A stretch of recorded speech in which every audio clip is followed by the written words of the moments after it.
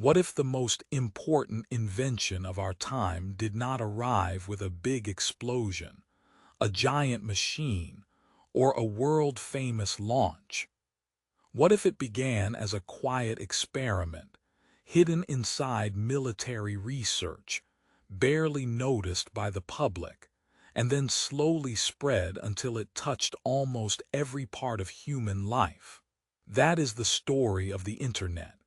Today, it feels impossible to imagine the world without it. We use it to talk, work, learn, shop, travel, entertain ourselves, and even remember things for us.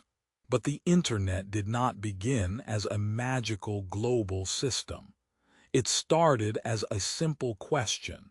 How can computers talk to each other if part of the network fails?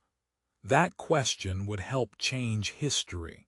To understand why the Internet mattered so much, you have to go back to a time when computers were huge, expensive, and rare. They sat in labs and government centers. They did not connect to the world in the way we know today. If people wanted information, they often had to wait.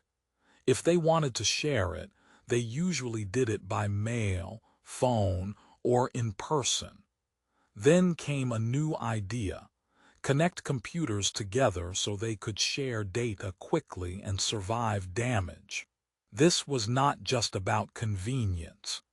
In the early years of the Cold War, researchers and military planners were thinking about how to keep communication working even if part of a network was destroyed. That concern helped shape ARPANET, one of the earliest networks that would later inspire the Internet.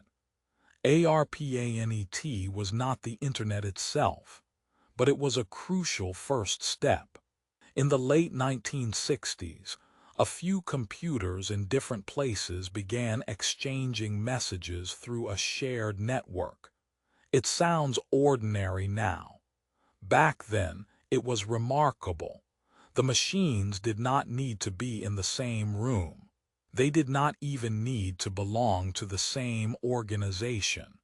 They could communicate across distance, and that opened a door that would never fully close again. But there was still a problem.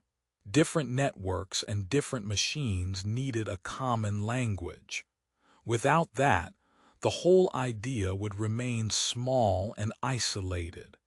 This is where one of the most important breakthroughs happened: the creation of the rules that let separate networks connect and exchange information in a reliable way. Those rules became known as TCP/IP. That name may sound technical, but the effect was simple and powerful. It gave computers a way to break data into small pieces, send those pieces across different routes, and reassemble them at the other end. If one path failed, another could be used. That was the quiet genius of the Internet. It was built to keep working even when conditions changed. And then came the moment that turned a network into something far bigger.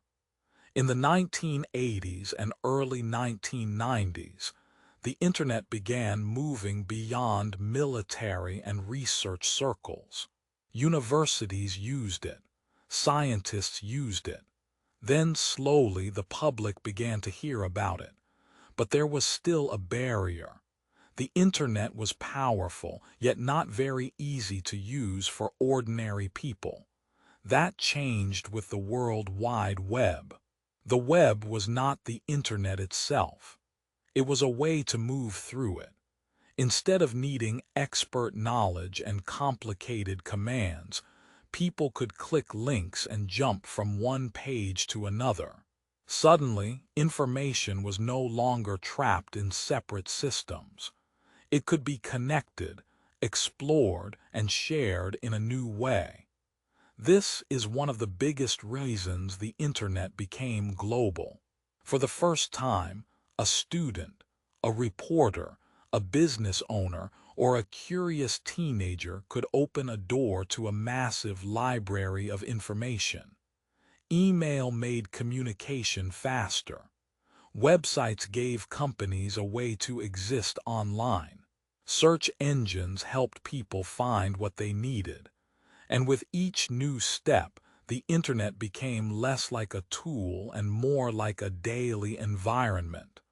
But the real transformation was not just technical. It was social. The internet changed how people lived together. It changed how news spread.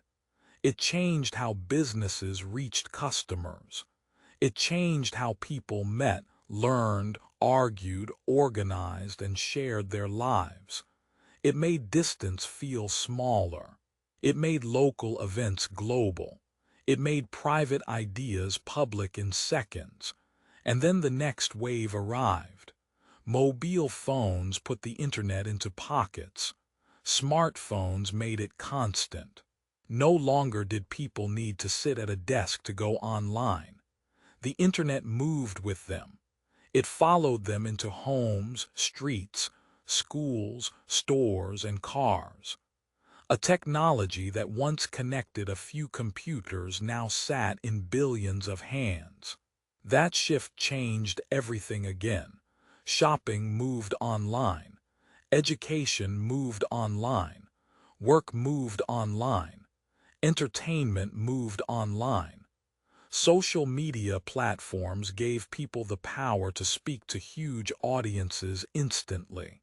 A single post could reach the world in moments. That power brought new possibilities but also new problems. Misinformation could spread fast. Privacy became a major concern.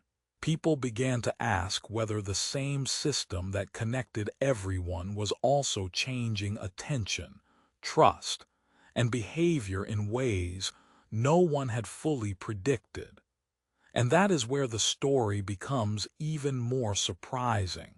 The internet did not change the world only by delivering information faster.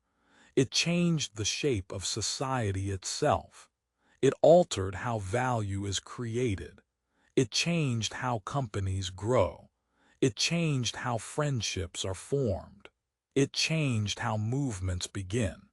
It even changed how history is recorded, because so much of modern life now leaves a digital trace. So what was the biggest revelation? It was never just about computers. The internet quietly became the backbone of modern civilization because it solved a deeper human problem: how to connect people, knowledge, and action across distance at incredible speed. That is why it spread so fast.